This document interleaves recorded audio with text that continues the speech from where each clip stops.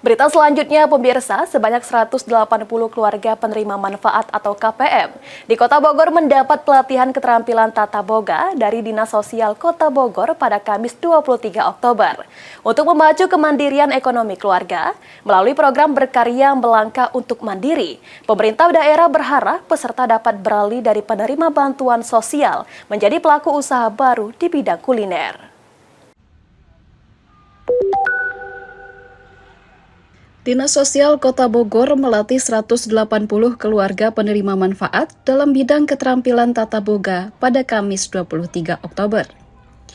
Pelatihan ini merupakan bagian dari program Berlari, singkatan dari Berkarya Melangkah untuk Mandiri, yang bertujuan mendorong kemandirian ekonomi keluarga. Sekretaris Dinas Sosial Kota Bogor, Raden Medi Sandora, mengatakan selama 2 hari, para peserta dibimbing untuk mempelajari 6 resep kuliner yang mudah untuk dikembangkan sebagai usaha rumahan. Mereka tidak menerima bantuan uang tunai, namun diberikan alat dan bahan sebagai modal awal untuk memulai usaha. Ia menambahkan, sebagian besar peserta merupakan penerima bantuan sosial, termasuk penyandang disabilitas dan keluarga yang memiliki anggota disabilitas. Dinas Sosial juga menugaskan pendamping untuk memantau perkembangan usaha peserta setelah pelatihan.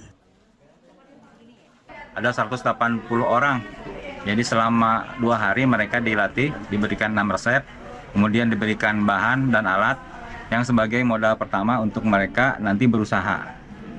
Enggak, modal uang enggak, tapi modal alat dan bahan sebagai modal awal mereka nanti itu dipantau oleh kami, oleh pendamping juga.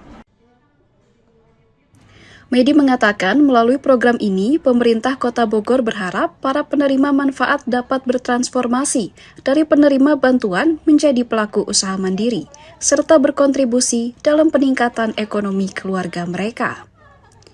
Dari Bogor, Jawa Barat, Fazar Ilham, Kantor Berita Antara, mewartakan.